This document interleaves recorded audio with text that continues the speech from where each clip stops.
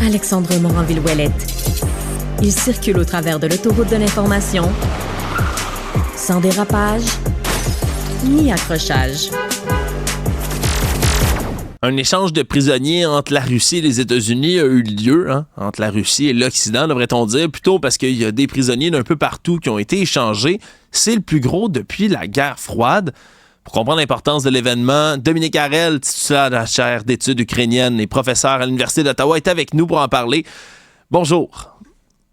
Bonjour. Oui, M. Harel, pour commencer, quand on dit que c'est un échange historique, en quoi est-ce historique? Au moment de la guerre froide, pendant la guerre froide, pendant plusieurs décennies, il y a eu des échanges d'espions, essentiellement. Et le dernier en liste, dans les années 80, avait impliqué une vingtaine. Il y avait des espions contre des ressortissants d'Allemagne de l'Est, des prisonniers politiques. Donc, on revient un peu dans ce sens-là à l'époque de la guerre froide, avec ce qui s'est produit hier. Là. Il y en a eu 26, 16 contre 10. Mais je dirais que c'est là où la comparaison s'arrête. S'arrête parce que dans ce cas-ci, on se comprend, oui, il y a eu des agents présumés, des espions d'un bord et de l'autre, des gens qui étaient accusés pour espionnage, mais dans les faits, il y a beaucoup de ressortissants, citoyens, journalistes, bref, des civils, là, M. Harel, qui se retrouvent dans l'échange. Essentiellement, les gens qui ont été libérés de la Russie, c'est des innocents. Certains ont été accusés d'espionnage, dont le fameux journaliste du Wall Street Journal, Evan Gershkovich. Évidemment, des accusations non crédibles et des opposants politiques. Ce qu'on appelait à l'époque de la guerre froide des dissidents, mais des gens qui, comme Vladimir Karamurza, qui est le plus connu des opposants politiques depuis la mort de Navalny. Il y avait aussi Ilya Yashin, qui se sont trouvés tous les deux en Allemagne hier. Des gens qui ont été arrêtés, soi-disant pour terrorisme, extrémisme, etc. Mais en réalité, c'est des critiques du régime. Et aussi parce qu'ils avaient dit la vérité sur la guerre en Ukraine. Et que lorsqu'on dit la vérité en Russie sur comme les atrocités commises contre des civils en Ukraine, alors l'accusation, c'est de discréditer l'armée russe, et puis les gens se retrouvent en prison 8 ans, 15 ans, 25 ans dans le cas de Karamurza. Alors, d'un côté, vous avez des civils innocents, et de l'autre côté, vous avez des espions avérés, un assassin, le plus important, Krasikov, qui était condamné à vie pour avoir assassiné un ressortissant tchétchène en Allemagne en 2019, et des fraudeurs. Alors, vous voyez, le contraste est assez fort.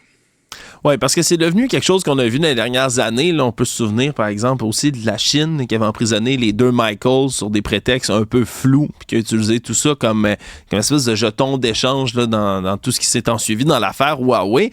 Est-ce que la Russie, la Chine, c'est-tu des pays qui sont rendus là, complètement infréquentables pour la Russie? Depuis la guerre en Ukraine, on s'entend, il y a peu de gens qui s'y rendent. Mais Chine, Russie, si tu es rendu des endroits, M. Harel, c'est juste trop dangereux pour n'importe quel Canadien, Américain, occidentaux de se rendre là-bas sous prétexte peut-être de se faire arrêter puis de se faire utiliser ni plus ni moins comme jeton d'échange plus tard? Écoutez, il n'y a pas... je peux parler plus de la Russie que de la Chine, mais c'est clair que c'est le cas aussi en Chine, où il n'y a pas... C'est pas des États qui sont basés sur le droit. Donc, le système de justice n'est pas indépendant du pouvoir politique. On peut critiquer nos systèmes de justice en Occident, ici au Canada, aux États-Unis, même en Allemagne, mais il reste que les élus, donc les présidents ou les premiers ministres, ne peuvent pas directement manipuler. La justice reste indépendante. C'est ça la grande différence. Alors, si vous faites arrêter en Russie ou en Chine, il n'y a pas de présomption d'innocence et les droits fondamentaux... les droits humains, en fait, d'avoir droit à un procès équitable, mais ça n'existe pas. Donc oui, c'est dangereux. Et dans le cas de la Russie, je pourrais même dire que c'est plus dangereux aller en Russie qu'aller en Ukraine actuellement. Ça dépend où en Ukraine, là, parce que le danger est très différent dans le cas de l'Ukraine, puisque c'est la guerre. Mais il y a tout de même un système de justice indépendant, plus indépendant en tout cas dans le cas de l'Ukraine.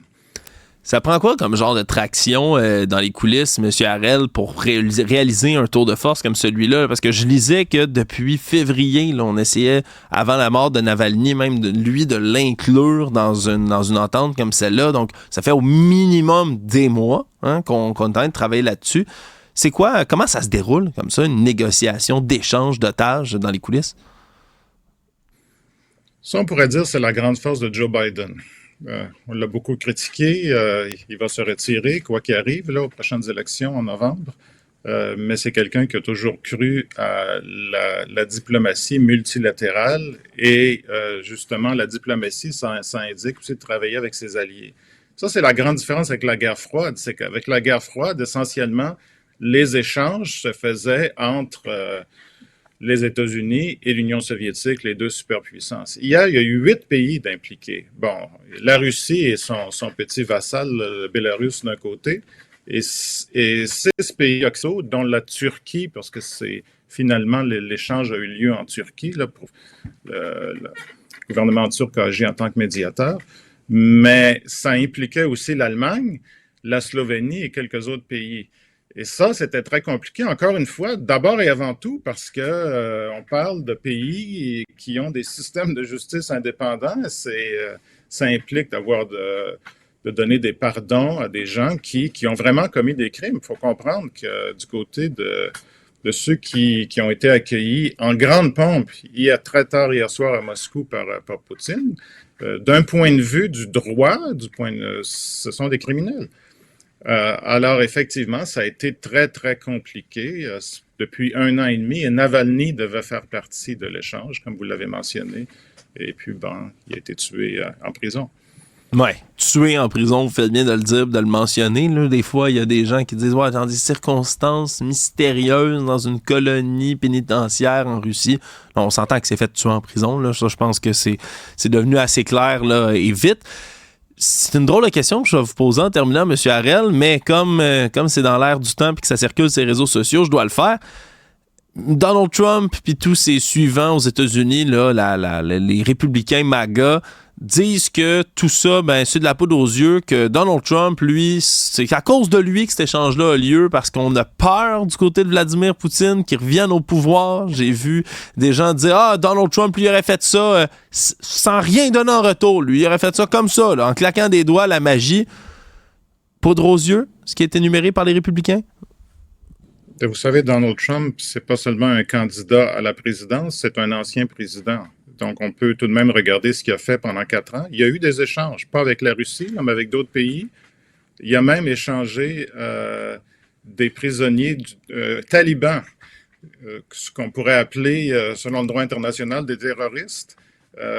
Des échanges. Il y en a eu plusieurs sous le gouvernement Trump, et puis les échanges, c'est donnant-donnant. Alors, évidemment, Poutine, lui, voulait depuis le début, depuis très longtemps, rapatrier l'assassin du FSB. L'FSB, c'est l'ancien KGB. Vladimir Krasikov, c'est lui qui avait assassiné là, le ressortissant tchétchène. Il a attendu, ça a été très compliqué, et il l'a reçu en grande pompe hier soir. Alors, je pense qu'on peut faire la part des choses sur ce qu'on entend au sud de la frontière.